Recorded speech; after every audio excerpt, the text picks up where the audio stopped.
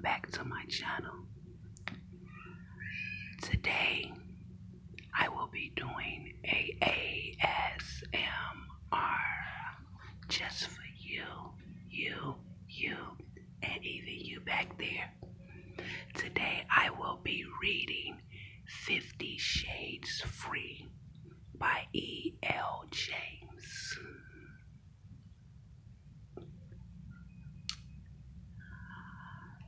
Before I get started, if you don't mind, please take the time out to like, comment, and subscribe to my channel. I would greatly appreciate it and guarantee you won't be disappointed. So, let us begin. I hope you're ready to relax your mind and enjoy a nice, pleasant story. I know I'm gonna enjoy it. So I hope it brings comfort and calm and a little relaxation, but a little suspense to your mind, to your day.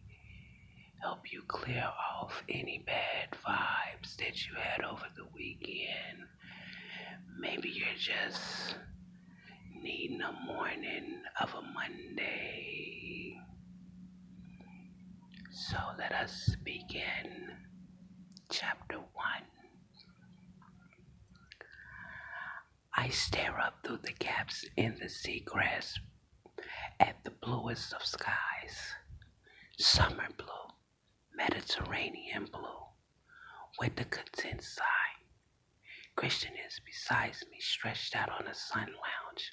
My husband, my hot, beautiful husband, shirtless and in cut-off jeans, is reading a book predicting the collapse of the Western banking system. By all accounts, it's a page turner. I haven't seen him sit this still ever. He looks more like a student than a hot CEO of one of the top privately owned companies in the United States. On the final leg of our honeymoon, we laze in the afternoon sun on the beach of the superb name Beach Plaza Monte Carlo. Although we're not actually staying in this hotel, I open my eyes and glaze at the fair lady arched in the harbor. We are staying, of course, on board a luxury motored yacht. Built in 1928, she floats majestically on the water, queen of all yachts in the harbor. She looks like a child wind-up toy. Christian loves her, I suspect. He's tempted to buy her. Honestly, boys and their toys. Sitting back, I listen to Christian Grey mix on the new iPod. I doze in the late afternoon sun, oddly remembering his proposal. Oh, his dreamy proposal in the boathouse. I can almost smell the scent of the meadow flowers. Can I marry tomorrow? Christian murmured softly in my ear. I sprawled on his chest in the flowery board in the boathouse, sighted from the passionate love-making. Steamy. Is that a yes? I hear his hopeful surprise. A no? I sense his grin. Miss Steele, are you incoherent? I grin. He laughs and hugs me tightly, kissing the top of my head. Vegas tomorrow it is then. Sleepily, I raise my head. I don't think my parents would be happy with that. He thrums his fingertips up and down my naked back, caressing me gently. What do you want, Anastasia? Vegas, a big wedding with all the trimmings. Tell me. Not big, just friends and family. I glazed up at him, moved by quietly, intriguingly into his glowing gray eyes. What does he want? Okay, he nods. Where? I shrug. Could we do it here? What, your folks' place? Would they mind? He snorts. My mother would be in seventh heaven. Okay, here. I'm sure Mom and Dad would prefer that. He strokes my hair. Could I be any happier? So we've established where. Now the when. Surely you should ask your mother. She can't have a month. That's it. I want you too much to wait any longer. Christian, you have me. You had me for a while. But okay, a month it is. I kissed his chest. A soft kiss and a smile as I looked at him. Your burn, Crispin whispered in my ear, startling me from my doze. Only for you I'll give my sweetest smile. The late afternoon sun has shifted, and I am under a full glare.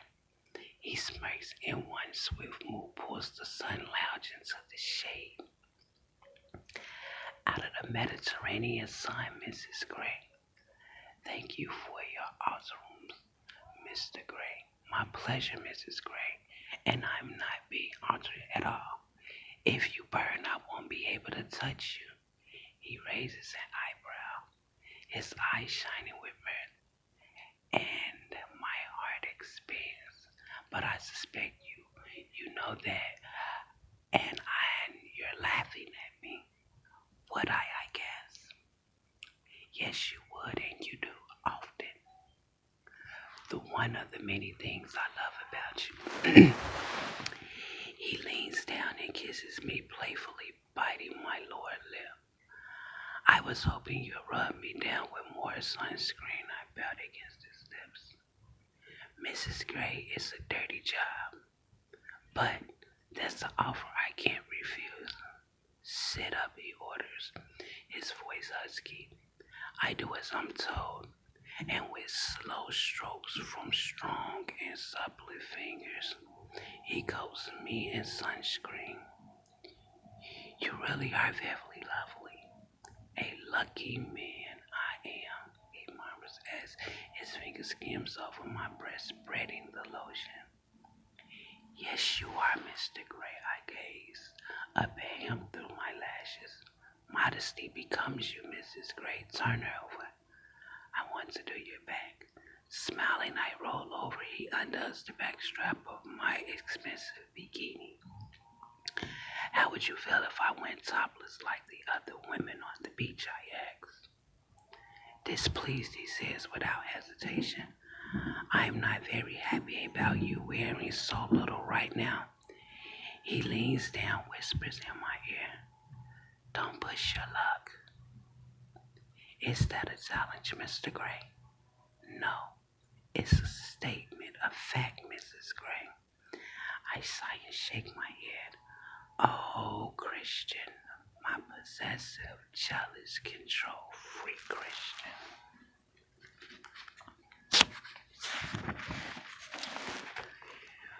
When he finishes, he slaps my behind. You'll do, wench. His ever-present, ever-active BlackBerry buzzes. I frown, he smirks. My eyes only, Mrs. Gray. He raises his eyebrow playfully when he slaps my backside one more and sits back down on his lounger to take a call. My inner godness purrs.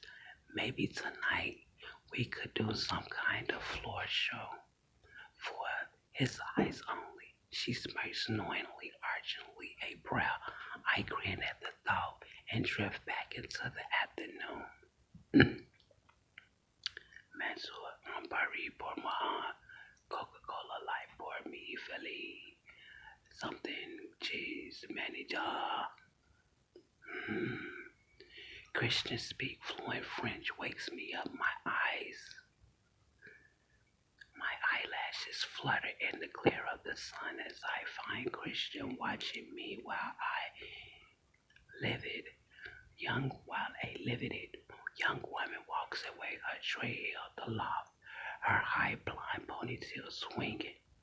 Thirsty, he asks. Yes, I murmured sleepily. I could watch you all day.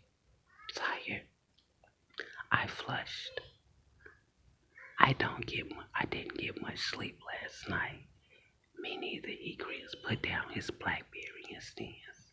His shorts fall a little and hang in that way of his swim trunks are visible beneath. Christian takes his shorts off, stepping out his flip-flops.